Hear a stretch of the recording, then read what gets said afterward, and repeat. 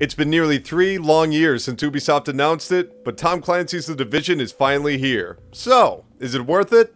Let's find out. There I was in Times Square. The battle had gone on for nearly an hour. My team, discouraged by the enemy's advanced tactics and firepower, had abandoned the fight, leaving me on my own. I couldn't blame them. A ceaseless barrage of grenades, shotguns, and assault rifles had left me discouraged as well. Even my most successful runs were cut down by the mission's cruel finale, a team of advanced marksmen. Over the course of 60 minutes, my strategy had shifted from dominance and explosives to stealth and opportunity. I had diligently memorized all the points of access to avoid being flanked, each time coming closer to victory before being suddenly snuffed out by a careless action, an ill-advised run for cover, a miscalculated attack. But there were lessons in these losses, and personal frustration soon turned to tactical reevaluation. I wouldn't lose again. My mistakes gradually became more obvious, as did the opposing forces' weaknesses. One by one, dozens were carefully eliminated from the bullet-ridden city streets. The clear day turned overcast in a snowstorm. Finally, only the pair of snipers remained. My ammunition was low, and any attempt to gather supplies would surely expose me to the unblinking eye behind the enemy's scope. Each time I gained a slight advantage, one would scramble while the other watched my location. My shots whittled away at their armor, but would only leave me in dire need of medical aid. I jumped from cover to cover, slowly closing the gap. At last, they were exposed. I threw a grenade. One took the bait and scuffled out into the line of fire. This would be my only chance. I recklessly fired, missing a few shots in the process. He fell. Now it was a fair fight, but I wouldn't take any chances. I hurled my unmanned turret, suppressing him, and for the first time in what felt like hours, I ran out into the open and clung to cover before wildly firing into the sole survivor's body. It was over.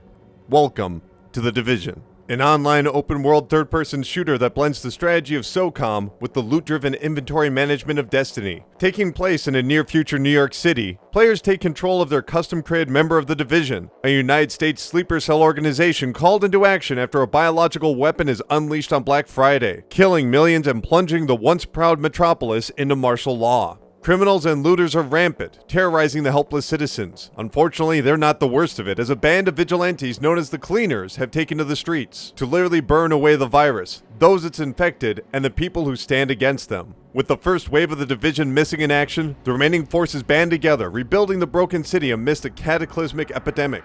At first glance, The Division might not seem like your standard Tom Clancy tale, but its American underdog narrative fits in line with the late author's novels. An abundance of military terms and real-world locations help ground the over-the-top events into a believable enough story. The Cleaners, while far from sympathetic, are understandably skeptical of the United States government role in the recent outbreak, with some questioning if the Division are actually spreading the disease. The sometimes corny, sometimes cheeky, but always overly confident dialogue fits in line with the threatening existential crises surrounding a world gone mad. All of this is brought to life with a natural-sounding voice cast. Though it's often left in the background, the Division story adds just enough to the experience to make missions feel meaningful and its world lived in. And that's a good thing, as players will spend the majority of their time exploring the world between firefights. New York City has been faithfully recreated, albeit with a few hundred destroyed cars and open fires. Navigating the open streets and ransacked buildings is a breeze with the intelligently designed waypoint system. A thin orange line connected to an icon in the distance details the best route.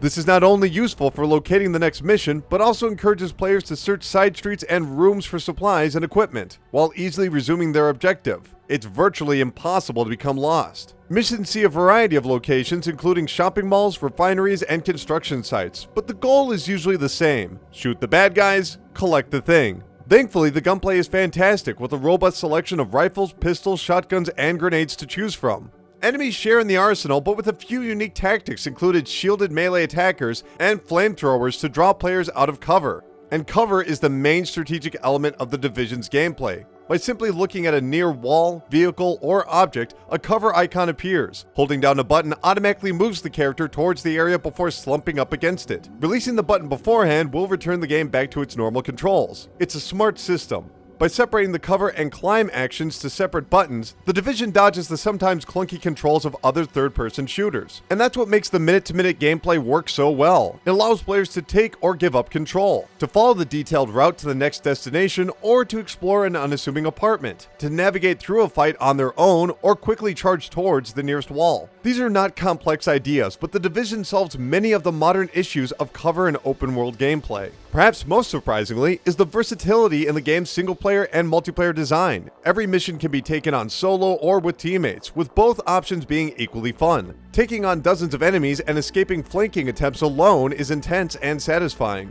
though as mentioned earlier, it can be a bit overwhelming. Enemies range from the easy street thugs to the devastatingly smart hitmen. Working with a team allows players to lay down suppressing fire while a friend picks off a defenseless combatant. Competitive play comes in the untraditional form of the Dark Zone. Here players see the most devastated and lawless areas of New York with stronger enemies and greater rewards. Unlike the rest of the city, friendly fire is encouraged, though not required. Killing another player activates rogue status, revealing your location on the map until the effect wears off. Killing a rogue player earns extra experience without going rogue yourself. The Dark Zone strikes a good balance between risk and reward, casting a potent paranoia, especially because all items collected here must be evacuated via helicopter and are lost upon death. Waiting for pickup while surrounded by unassuming soldiers creates tension not seen by many other online shooters. This is due to the emphasis on loot, which plays a major role in your character's performance. Scopes, silencers, and grips drastically alter weapons, while armor not only protects but also offers boosts in experience and damage delivered. Completing missions opens up new areas in your home base, with each mission corresponding to one of the 3 wings, earning new perks and abilities such as deployable gun turrets and locating enemies. And that's the main attraction to the Division, subtle improvements to your character's level and equipment. It's pretty addictive and helps the sometimes repetitive gameplay remain enticing. So, is it worth it?